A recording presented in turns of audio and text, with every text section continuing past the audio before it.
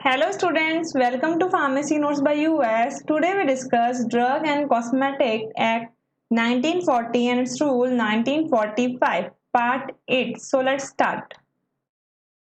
तो स्टूडेंट्स अभी तक DNC एक्ट के बारे में लगभग अपन ने सब कुछ पढ़ लिया है। मैं आज इसका लास्ट जो टॉपिक है वो डिस्कस करने जा रही हूँ। ओवरऑल अगर बात करें chapter number 1 and chapter number 2 की, उसके बारे में, तो चैप्टर 1 के अंदर अपन ने जो भी शेड्यूल्स थे वो सारे के सारे हैं जो कि डिस्कस कर लिए थे। आपको इंपोर्ट करना है तो अब आपको कौन कौन सी चीज़ों का ध्यान रखना है, और अगर आप वो चीज़ें फॉलो नहीं करो तो ऑफेंसेस क्या है, पेनल्टीज क्या है, वो सब। मैन्युफैक्चरिंग के समय आप कौन कौन सी चीज़ों का ध्यान रखना है, लाइसेंस कौन से चाहिए मैन्युफैक्चरिंग के समय, अगर उसे प्रॉपर फॉलो अप ना करो तो कौन से आपको ऑफेंस एंड पेनल्टीज देनी पड़ सकती है। ये सब तो अपन ने बात की थी चैप्टर नंबर 1 में। पहले चैप्टर नंबर 2 की अगर मैं बात करूँ तो जो भी शेड्यूल्स अपन डिस्कस किए थे चैप्टर 1 के अंदर, ए से लेके वाई तक, उन सब की डिटेल स्टडीज के बारे में अपन ने देखा शेड्यूल चैप्टर 2 के अंदर आते ही। उसके बाद अपने सेल ऑफ ड्रग यानी कि होलसेल, रिटेल सेल और रिस्ट्रिक्टेड लाइसेंस के बारे में देखा कि अगर आप होलसेलर हो तो आपको किस तरीके से आप होलसेलर बन सकते हो, आपको कौन सा लाइसेंस चाहिए, और अगर वो चीज़ फॉलो अप नहीं होती है तो ऑफेंस एंड पेनल्टीज आपको क्या देनी पड़ेगी। फिर जब आप मैन्युफैक्चरिंग कर रहे हैं तो ऑब्वियस है आप उस प्रोडक्ट की लेबलिंग भी करेंगे, तो लेबलिंग में आपको कौन कौन सी चीज़ें मेंशन करनी चाहिए and according to specific schedules like schedule H, schedule G, schedule X, आपको लेबलिंग में क्या मॉडिफिकेशंस करने चाहिए, स्पेशल लेबलिंग्स कौन सी रहेगी, वो सारी, और उसके ऑफेंस एंड पेनल्टीज देखी। फिर अपने देखा ड्रग टेक्निकल एडवाइजरी बोर्ड, यानी कि जो गवर्नमेंट है एक कमेटी बनाती है कि आप इन सब रेगुलेशंस को देखो, जांचो, और जो भी चीज़ें हो रही है उनको है जो कि सबमिट कीजिए, उनकी जो ऑफेंस एंड पेनल्टीज है उनको एग्जीक्यूट कीजिए। उसके लिए ड्रग टेक्निकल एडवाइजरी बोर्ड बनाई गई जिसमें 3 लोग थे। एक था एक्स ऑफिसर मेंबर, जो भी बड़ी बड़ी संस्थाएं हैं सरकारी, उसमें जो भी डायरेक्टर्स हैं वो एक्स ऑफिसर मेंबर्स होंगे, टोटल 8 थे। फिर देखे थे नॉमिनेटेड मेंबर्स और देन इलेक्टेड मेंबर्स, ये सब मिलके है जो कि ड्रग टेक्निकल एडवाइजरी बोर्ड बनाते हैं। फिर कुछ लेबोरेटरीज के बारे में देखा जो कि गवर्नमेंट की है, जिसके अंदर काफी सारे इंस्पेक्शन किए जाते हैं। आप कोई भी टेस्ट सैंपल भेजिए लाइक सेरा का, वैक्सीन का, उनकी है जो कि स्टडी टेस्टिंग प्रॉपर रूप से की जाती है, लाइक सेंट्रल ड्रग लेबोरेटरी है। ड्रग कंसल्टेटिव कमेटी के बारे में देखा, गवर्नमेंट ड्रग एनालिस्ट बनने के लिए आपको क्या क्या चीज़ें करनी होती है, कितना एक्सपीरियंस चाहिए, इसकी वर्किंग क्या है, लाइसेंसिंग अथॉरिटी क्या है, ये सब है जो कि अपने प्रीवियस वीडियोस में पढ़ लिया। आज है जो आपके टॉपिक है जो कंप्लीट होने जा रहा है, उसमें controlling authorities and drug inspector के बारे में मैं आपको बताऊंगी कि कौन कौन सी कंट्रोलिंग अथॉरिटीज हैं इंडिया के अंदर। लाइक सिडिस्को के बारे में अपन डिटेल में डिस्कस करेंगे। वाइल्ड ड्रग इंस्पेक्टर क्या होता है, क्या क्या उसकी ड्यूटी होती है, और बनने के लिए क्या क्या क्वालिफिकेशंस रिक्वायर्ड हैं। तो चलिए शुरू करते हैं। Controlling authority, all drug inspector appointed by central government or the state government act are under the control of an officer appointed by respective governments referred to as controlling authority। यानी कि जो भी ड्रग इंस्पेक्टर है, जो भी inspection के लिए अलग अलग जगह पे जाके सैंपल्स कलेक्ट करता है, इंस्पेक्ट करते हैं, वो भी किसी ना किसी है जो कि कंट्रोल के अंदर होते हैं, which is known as controlling authority, जो कि गवर्नमेंट के द्वारा है जो कि बनाई गई है। कंट्रोलिंग अथॉरिटी बनने के लिए आपको क्या क्या क्वालिफिकेशन चाहिए? As usual you need to be a pharmacy graduate, और you must have minimum 5 year experience of manufacturing और testing of drug.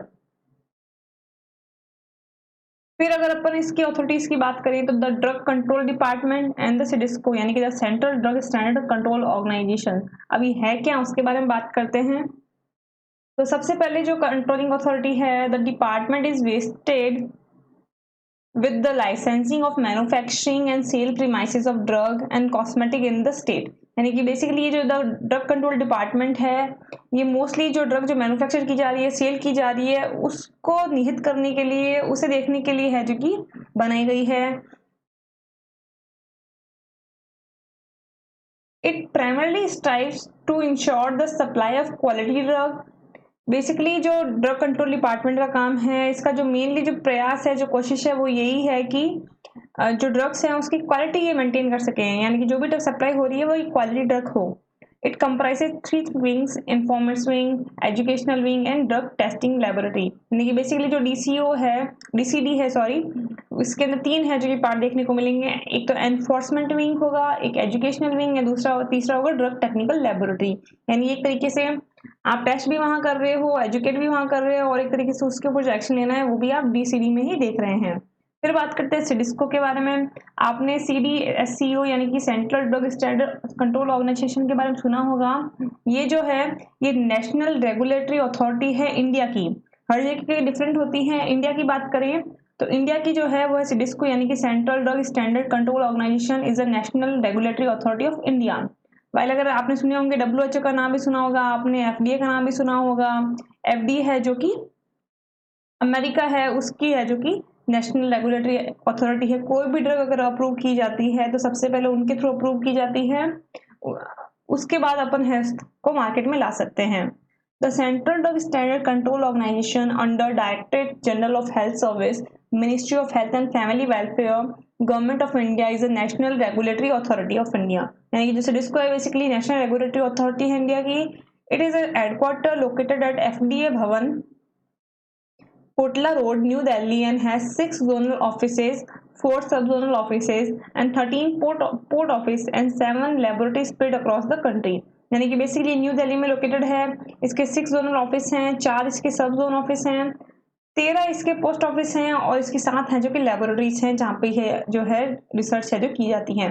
Right now अगर बात करें कि जो डायरेक्टर है drug controller general of India वो कौन है, तो वो है doctor VG Somani. The Drug and Cosmetic Act 1940 and Rule 1945 has entrusted various responsibilities to center and state regulators for regulation of drug and cosmetics। यानी कि बेसिकली ये जो भी एक्ट है DNC एक्ट, इसके अंदर जो भी इतने सारी काम है रिस्पॉन्सिबिलिटीज हैं, ये किस तरीके से रेगुलेट की जाती है, कैसे फॉलो की जाती है, उसके बारे में जो सिडिस्को है उन्होंने चीज़ें बताई है कि बेसिकली आप कोई भी काम कर रहे हो, रिसर्च कर रहे हो, तो आपका जो मेन काम है वो ये होना चाहिए कि जो ड्रग है वो सेफ हो, क्वालिटी हो और एफिकेसी के साथ हो। तो ये सारी की सारी इंस्पेक्शन सिडिस्को करती है। साथ ही साथ ये भी निर्धारित करती है कि जो भी DNC की शेड्यूल है, रूल्स हैं, उसके अंतर्गत आपने सारा का सारा प्रोसीजर है जो फॉलो किया हो। फर्स्ट है it envisages uniform implementations of the provision of the act and rules made thereunder for ensuring the safety, rights and well-being of patients by regulating the drug and cosmetic। यानी कि basically जो CDSCO है यानी कि जो regulatory authority है, इसका जो मेन काम वो यही है कि जो ड्रग है उसकी सेफ्टी, उसके राइट्स और उसकी जो वेलबींग है पेशेंट के ऊपर, यानी कि ड्रग सेफ रहे, उसको इम्प्लीमेंट वो चीज़ कर सके। यानी कि कोई भी मार्केट में मैन्युफैक्चर कर रहा है, ड्रग इंपोर्ट कर रहा है, सेल कर रहा है, तो उसकी जो सेफ्टी है ड्रग की प्रॉपर रहे, वो प्रॉपरली इम्प्लीमेंट हो सारा का सारा, तभी वो उसको अप्रूव करती है। सिडिस्को is constantly thriving upon the bring out transparency, accountability and uniformity in its service in order to ensure safety, efficacy and quality of the medical product manufactured, imported and distributed in the country। यानी कि जो ये authority है controlling authority, इसका जो main काम ये वही है कि ड्रग की सेफ्टी, एफिकेसी एंड क्वालिटी को चेक करना, चाहे वो ड्रग इंडिया में मैन्युफैक्चर हो रही है, इंपोर्ट हो रही है या फिर डिस्ट्रीब्यूट हो रही है। साथ ही साथ हर चीज़ को एक यूनिफॉर्मिटी के तरीके से करना। Under the Drug and Cosmetic Act, सिडिस्को is responsible for approval of drug, conduct of clinical trial, laying down the standards of drug, control over the quality of imported drugs in the country, and coordination of the activities of state drug control organization by providing expert advice with a view of bring about the uniformity in the enforcement of the Drug and Cosmetic Act। Basically अगर बात की जाए तो main जो CDSCO है इसकी एक responsibility यही है कि ड्रग का अप्रूवल देती है अगर अपन इंडिया की बात करें। साथ ही साथ अगर आपको क्लिनिकल ट्रायल्स करने हैं तो उसका अप्रूवल भी आपको यही देती है। आप सोच रहे होंगे कि कंटेंट बहुत ज़्यादा लिखा हुआ है तो जूरिस के अंदर जो लैंग्वेज है उसके चक्कर में अपन कंटेंट को नहीं काट सकते। जूरिस जानी अपने लैंग्वेज के कारण जाती है, इसलिए जो कंटेंट है मैंने पूरा का पूरा देने की कोशिश की है। अब इसमें से आप अपने हिसाब से जो कि लिमिटेड कंटेंट को डाल सकते हैं, बट जैसे 4 पॉइंट है तो you have to mention 4 points on your theory exam. But उसके अंदर आप जैसे अब मैंने इसको मार्किंग कर दिया है कि मेरे हिसाब से इसके अंदर जो लाइन है वो इंपॉर्टेंट क्या थी, तो वो चीज़ अगर आप चाहें तो लिख सकते हैं। फिर बात करते हैं further CDSCO along with state regulators is jointly responsible for grant of licence of certain specialised category of critical drugs such as blood products, IV fluids, vaccine and sera. साथ ही साथ अगर अपन बात करें सिडिस्को की अप्रूवल तो ये देता ही है ड्रग्स का और क्लिनिकल ट्रायल्स के लिए, बट उसके साथ ही कभी कभी स्टेट्स के साथ ये ज्वाइंट करके कुछ लाइसेंस भी प्रोवाइड करता है जो स्पेशली कैटेगरी के हैं, लाइक ब्लड प्रोडक्ट्स के हो गए, IV फ्लूइड्स के हो गई, वैक्सीन के हो गए या फिर सेरास के हैं। अब बात करते हैं ड्रग इंस्पेक्टर की कि ड्रग इंस्पेक्टर आखिर है कौन, ये कैसे बन सकते हैं, इसकी ड्यूटीज क्या रहती हैं, इन सब के बारे में। तो द सेंट्रल गवर्नमेंट और state government appoint such person having the prescribed qualifications to be inspector, यानी कि सेंट्रल गवर्नमेंट और स्टेट गवर्नमेंट है एक तरीके से समझ लीजिए कि एग्जाम्स निकालते हैं और उनके हिसाब से जो कि ड्रग इंस्पेक्टर का चयन किया जाता है, उनके पास कौन कौन सी क्वालिफिकेशंस होनी चाहिए उनके आधार पे, यानी कि आपके पास अगर वो क्वालिफिकेशंस हैं तो उस तरीके के एग्जाम्स है, उस तरीके के चीज़ों के लिए आप अप्लाई कर सकते हैं और अप्लाई करने के बाद है जो कि आप ड्रग इंस्पेक्टर बन सकते हैं। कौन कौन सी क्वालिफिकेशंस आपके पास होनी चाहिए, तो पहली है वो has not less than 18 month experience in the manufacture of at least one of the substance specified in schedule C, यानी कि कम से कम एक ऐसा सब्सटेंस या ड्रग जो कि शेड्यूल सी में स्पेसिफाइड है उसको एक्सपीरियंस होना चाहिए मैन्युफैक्चरिंग का कम से कम 18 महीने का। दूसरा वो हैव या फिर who have not less than 18 month experience in testing of at least one of the substance specified in Schedule C in a laboratory approved for this purpose by the licensing authority, यानी कि कम से कम उसे 18 महीने का experience होना चाहिए उस drug को टेस्ट करने का जो ड्रग है जो कि शेड्यूल सी में आती हो। या फिर वो have gained experience of not less then 3 years in the inspection of firm manufacturing any of the substances specified in Schedule C during the tenure of their service as drug inspector, यानी कि कम से कम उसको 3 साल का experience भी होना चाहिए किसी मैन्युफैक्चरिंग फर्म में काम करने का of the schedule C drugs. ये सारी क्वालिफिकेशंस अगर आपके पास हैं तो आप ड्रग इंस्पेक्टर के लिए अप्लाई कर सकते हैं। बट कभी कभार आप नोट करते हैं जैसे कि राजस्थान है, तो राजस्थान में सच कोई मैन्युफैक्चरिंग इंडस्ट्रीज और थोड़ी कम है, तो यहाँ पे ये जो एक्सपीरियंस वाली बात है ये हट जाती है। यहाँ पे सिर्फ और सिर्फ जो बैचलर्स लोग हैं यानी जिनके पास बी फार्म डिग्री है, बैचलर डिग्री है फार्मेसी की, वो भी ड्रग इंस्पेक्टर के लिए अप्लाई कर सकते हैं। ड्यूटीज ऑफ ड्रग इंस्पेक्टर की अगर बात की जाए तो कौन कौन सी ड्यूटीज हैं ड्रग इंस्पेक्टर की, तो फर्स्ट है to inspect any premises wherein any drug or cosmetic is being manufactured and the means employed for standardizing and testing the drug or cosmetic, यानी कोई भी ऐसा प्रीमाइसिस जहाँ पर ड्रग बन रही है, कॉस्मेटिक मैन्युफैक्चर हो रहा है, वहां का वो इंस्पेक्शन कर सकता है। Any premises wherein any drug or cosmetic is being sold और स्टॉक्ड और एग्जिबिटेड और ऑफर्ड फॉर सेल और डिस्ट्रीब्यूटेड, साथ ही साथ कोई ऐसी जगह जहाँ पे ड्रग है जो सेल की जा रही है, जैसे कि जो नॉर्मल फार्मेसी है, जो रिटेल शॉप्स हैं, होलसेलर शॉप्स हैं, उनका भी इंस्पेक्शन है जो कि ड्रग इंस्पेक्टर करता है। फिर बात करते हैं take samples of any drug और कॉस्मेटिक, यानी कि कोई भी ड्रग या कॉस्मेटिक जिसको लगता है कि नहीं इसमें कुछ गड़बड़ है या it is not according to schedule, it is not maintain the quality, safety, efficacy, then he can pick the sample to test, which is being manufactured, being sold or is stocked, exhibited or offered for sale or is being distributed। इसका वो है जो ये sample ले सकता है from any person who is in course of conveying, delivering or preparing to deliver such drugs or cosmetics to a purchaser or consign, यानी कि बेसिकली कोई भी ऐसा पर्सन जो कि पर्टिकुलर ड्रग्स को कन्वे कर रहा है, डिलीवर कर रहा है, प्रिपेयर कर रहा है, वहां से भी ये सैंपल है जो कि ले सकता है। For entering and searching any places, साथ ही साथ जो ड्रग इंस्पेक्टर उससे लगता है कि भाई यहाँ से इस जगह पर जो माल जा रहा है इसमें कुछ ना कुछ गड़बड़ है, तो वो कोई भी व्हीकल को स्टॉप करके वहां पर इंस्पेक्शन करने के लिए भी राइट रखता है। person or vehicle etc in which he has reason to believe that an offense has been or is being or committed, or stop and search any vehicle, vessel or other convenience which he has reason to believe is being used for carrying any drug or cosmetic in respect of an offense being or being committed, यानी कि basically वो कहीं पे भी अगर उसे लगे कि हाँ यहाँ पे कुछ है जो कि ऑफेंस हो सकता है, अपराध हो सकता है, तो वहां पे उन चीजों को वो अच्छे से इंस्पेक्ट कर सकता है, उन व्हीकल्स को देख सकता है और उस पर्टिकुलर ऑफेंस को होने से रोक सकता है।